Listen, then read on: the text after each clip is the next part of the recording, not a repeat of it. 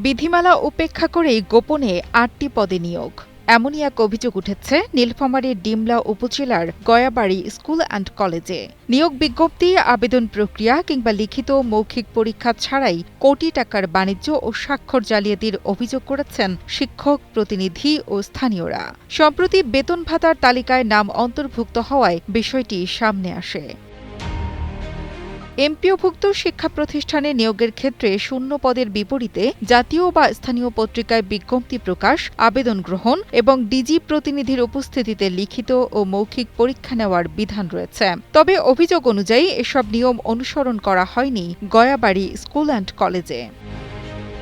2018 সালে তৎকালীন সভাপতি তবিবুল ইসলাম ও অধ্যক্ষ ফরহাদ হোসেন সরকারের সময়ে কোনো ধরনের নিয়োগ বিজ্ঞপ্তি বা পরীক্ষা ছাড়াই 8টি পদে নিয়োগ দেওয়া হয় এবং নিয়োগে আর্থিক লেনদেন ও শিক্ষক প্রতিনিধির স্বাক্ষর জাল করার অভিযোগও ওঠে।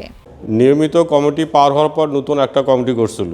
কমিটির মেয়াদ শেষ হওয়ার পরে জানতে পারি যে আমরা কমিটিতে আছি এবং পরবর্তী শুনতে পারি যে সে কমিটি গঠন করি এখানে নিয়োগ প্রক্রিয়া সম্পন্ন করেছে। সেই কমিটিতে আমাদের নাম থাকার পরও আমরা সেখানে সই দেইনি বা স্বাক্ষর নেই এবং কোনো এজেন্ডা আলাভানে যে নিয়োগ সম্পন্ন করা হইবে এবং কোনো পরীক্ষা স্কুল বা কলেজের আভ্যন্তরীণে অনুষ্ঠিত হয়নি। আমাদের ভারপ্রাপ্ত অধ্যক্ষ মহাশয় 17 সালের কমিটির মাধ্যমে 18 সালের যে গোপন নিয়োগটি দেখিয়েছেন, এই 8টি নিয়োগ উনি গোপনে একাই করেছেন এবং এই বাবদ উনি কোটি কোটি টাকার বাণিজ্য করেছেন এবং এই বাণিজ্যিক টাকা উনি প্রতিষ্ঠানের কোনো খাতে ব্যয় করেন নাই বা কোনো কাজে লাগান নাই। নিয়োগপ্রাপ্তদের মধ্যে রয়েছে অফিস সহকারী কাম কম্পিউটার অপারেটর পদে 2 জন, অফিস সহকারী কাম হিসাব রক্ষক পদে 1 জন এবং ল্যাব সহকারী পদে 5 জন। সম্প্রতি প্রতিষ্ঠানের ব্যান্ডবেজ জরিপ ও ইএমআইএস ফাইলে তাদের নাম বেতন ভাতার জন্য অনলাইনে অন্তর্ভুক্ত হলে বিষয়টি শিক্ষক, কর্মচারী, অভিভাবক ও এলাকাবাসীর নজরে আসে। এই সার্কুলার বিষয়ে যদি আমরা কোনো কিছু জানতে পারতাম বা অবগত থাকতাম, তা আমরা এই এলাকার মানুষ এই প্রতিষ্ঠানে আমাদের মানে একটা কর্মসংস্থান হয়, এটা আমাদের অধিকারের মধ্যে পড়ে। আমরা জানি না কোনো, এবং বাইরের থেকে এটা বলে নিয়োগ দেওয়া হয়েছে নাকি এই এলাকার লোককে বঞ্চিত করে নেওয়া হয়েছে বলে আমি মনে করতেছি।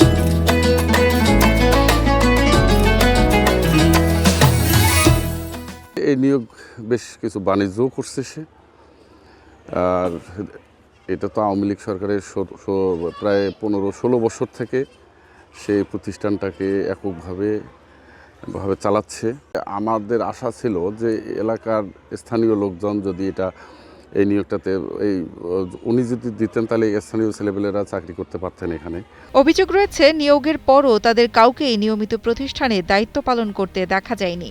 শিক্ষার্থীদের অনেকেই জানান তারা কখনো এসব কর্মচারীকে প্রতিষ্ঠানে দেখেননি।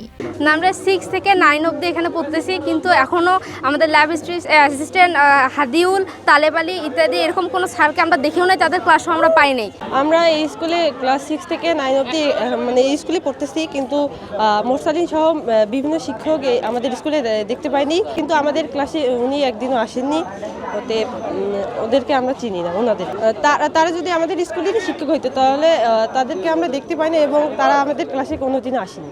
গোপন নিয়োগের অভিযোগ প্রকাশ্যে আসার পর স্থানীয়দের চাপের মুখে অধ্যক্ষ ফরহাদ হোসেন সরকার প্রায় 1 মাস ধরে প্রতিষ্ঠানে অনুপস্থিত বলে জানা গেছে। তার সঙ্গে একাধিকবার যোগাযোগের চেষ্টা করা হলেও বক্তব্য পাওয়া যায়নি। নিয়োগপ্রাপ্তদের সঙ্গেও যোগাযোগ করা সম্ভব হয়নি। এ বিষয়ে তদন্ত কমিটি গঠন করা হয়েছে বলে জানিয়েছেন প্রতিষ্ঠানের গভর্নিং বডির সভাপতি ও ডিমলা উপজেলা নির্বাহী কর্মকর্তা মোহাম্মদ ইমরানুজ্জামান। না, এটা আমাদের কাছে অভিযোগ এসেছে। আমরা আমাদের একটা তদন্ত কমিটি গঠন করেছি। আমাদের মাধ্যমিক শিক্ষক, আমার একাডেমিক সুপারভাইজার আর স্টাফ প্রোগ্রাম কেন্দ্র করে ওনারা বিষয় দেখছেন আর কি। হ্যাঁ, অবশ্যই অন্যায়ভাবে যদি কোথাও কোনো নিয়োগ হয়ে থাকে সেটা তো আমরা ব্যবস্থা। অভিযোগ প্রমাণিত হলে প্রয়োজনীয় ব্যবস্থা নেওয়ার আহ্বান স্থানীয়দের। এতে শিক্ষা প্রতিষ্ঠানে ফিরবে শৃঙ্খলা ও আস্থা। মোহাম্মদ নাইম শাহর পাঠানো তথ্য ও ভিডিও চিত্রে ডেস্ক রিপোর্ট, কালের কণ্ঠ।